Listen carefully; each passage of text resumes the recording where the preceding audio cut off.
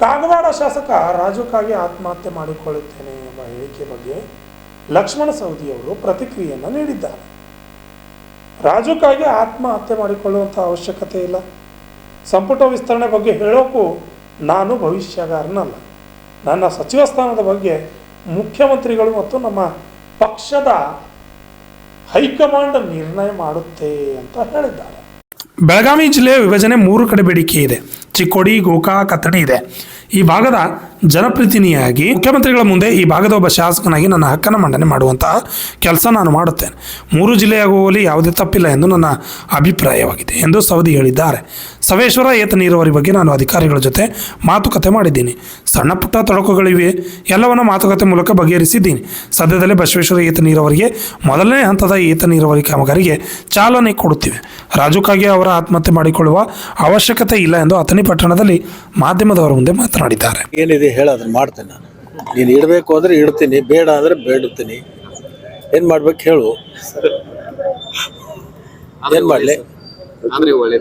ಆಯ್ತು, ಈ ಭಾಗದ ಜನರ ಅಭಿಪ್ರಾಯ ಇದೆ ಸರ್, ಅದಕ್ಕೆ ಆಯ್ತು ನೋಡೋಣ. ಅದನ್ನು ಸರ್ಕಾರದ ಮತ್ತು ನಮ್ಮ ಪಕ್ಷದ ವರಿಷ್ಠರು ಮತ್ತು ಮುಖ್ಯಮಂತ್ರಿಗಳು ನಿಮ್ಮ ಒತ್ತಾಸೆಯನ್ನ ಅವ್ರ ಗಮನಕ್ಕೆ ತಗೊಳ್ತಾನಕ್ಕಂತ ಮಾಡ್ಲಿ. ಸರ್, ಬೆಳಗಾವಿ ವಿಭಜನೆ ಬಗ್ಗೆ ಪ್ರತಿ ಸಾರಿ ಅಧಿವೇಶನ ಸಮಯದಲ್ಲಿ ಕೂಗಿ ಹೇಳ್ತಾರೆ. ಮತ್ತೆ ಏನಾಗಿದೆ, ಇವತ್ತು 3 ಕಡೆ ಬೇಡಿಕೆ ಇದೆ. ಒಂದು ಚಿಕ್ಕೋಡಿ ಜಿಲ್ಲೆ ಆಗಬೇಕು, ಒಂದು ಗೋಕಾಕ್ ಜಿಲ್ಲೆ ಆಗಬೇಕು, ಮತ್ತು ಈ ಭಾಗದ ಜನರ ಅಥಣಿ ಜಿಲ್ಲೆ ಆಗಬೇಕು ಅಂತಕ್ಕಂಥ ಬೇಡಿಕೆ ಇದೆ. ಆ ವಿಭಜನೆ ಆಗ್ತಕ್ಕಂಥ ಸಂದರ್ಭದಲ್ಲಿ, ಅದನ್ನು ಜಿಲ್ಲಾ ವಿಂಗಡಣೆ ಮಾಡ್ತಕ್ಕಂಥ ಸಂದರ್ಭದಲ್ಲಿ ಅದರ ಮುಖ್ಯಮಂತ್ರಿಗಳ ಗಮನಕ್ಕೂ ಈ ಭಾಗದ ಒಬ್ಬ ಶಾಸಕನಾಗಿ ನನ್ನ ಹಕ್ಕನ್ನು ಮಂಡನೆ ಮಾಡತಕ್ಕಂಥ ಕೆಲಸವನ್ನು ಕೂಡ ಮಾಡ್ತೀನಿ. 3 ಜಿಲ್ಲೆ ಮಾಡೋದ್ರಲ್ಲಿ ಯಾವುದೇ ತರದ ತಪ್ಪಿಲ್ಲ ಅಂತೇಳಿ ನಮ್ಮ ಅಭಿಪ್ರಾಯ. ಸರ್, ಬಸವೇಶ್ವರ ಏತ ನೀರಾವರಿ ತಾಂತ್ರಿಕ ಕಾರಣ ಅಂತ ಎಲ್ಲರೂ ಹೇಳ್ತಾ ಇದ್ದಾರೆ. ರಾಜುಕಾಗಿ ಅವರು ಕೂಡ ಆಗ್ಲಿಲ್ಲ ಅಂದ್ರೆ ಆತ್ಮಹತ್ಯೆ ಮಾಡ್ಕೋತೀನಿ ಅಂತ ಕೂಡ ಹೇಳ್ತಾ ಇದ್ರು. ಸರ್, ಅದು ಏನು ಆತ್ಮಹತ್ಯೆ ಮಾಡ್ಕೊಳ್ಳೋದು ಅವಶ್ಯಕತೆ ಇಲ್ಲ. ಈಗಾಗಲೇ ನಾನು ಅಧಿಕಾರಿಗಳ ಜೊತೆಗೆ ಚರ್ಚೆ ಮಾಡಿದ್ದೀನಿ. ಮೊನ್ನೆ ಬಾಗಲಕೋಟೆಯಲ್ಲಿ ಇರ್ತಕ್ಕಂಥ ಚೀಫ್ ಇಂಜಿನಿಯರ್ ಜೊತೆಗೆ ಎಸ್ಕಾಂದವರು ಮತ್ತು KPTCLದವ್ರ ಜೊತೆ ಮಾತಾಡಿದ್ರು. ಅದಕ್ಕೆ ವಿದ್ಯುತ್ತದ ಸರಬರಾಜದ ಸಣ್ಣ ತೊಡಕಿತ್ತು, ಅದನ್ನು ಸರಿ ಮಾಡ್ತಕ್ಕಂಥ ಕೆಲಸ ಮಾಡಿದ್ವಿ. ಇನ್ನು ಕೆಲವೇ ದಿವಸದಲ್ಲಿ ಅದನ್ನ ಮೊದಲನೇ ಹಂತದ ಒಂದು ಕಾಮಗಾರಿಗೆ ಚಾಲನೆ ಕೊಡುವಂತ ಕೆಲಸ ಆಗುತ್ತೆ. ಶಿಗ್ಗಾಂವಿ ಮತಕ್ಷೇತ್ರ ಗೆಲುವಿನಲ್ಲಿ ನಮ್ಮ ಪಾತ್ರ ಅಪಾರವಾಗಿದೆ. ಕ್ರೆಡಿಟ್ ವಾರ್ ಮೂರು ಜನರ ಮಧ್ಯದಲ್ಲಿ ಯಾರ್ದು ಕ್ರೆಡಿಟ್ ತಗೊಳ್ತಕ್ಕಂಥದ್ದು ಏನೂ ಇಲ್ಲ. ಮತದಾರರು ಅದನ್ನ ಕಾಂಗ್ರೆಸ್ ಪಕ್ಷವನ್ನು ಗೆಲ್ಲಿಸ್ಬೇಕು ಅಂತೇಳಿ ತೀರ್ಮಾನ ಮಾಡಿದ್ರು.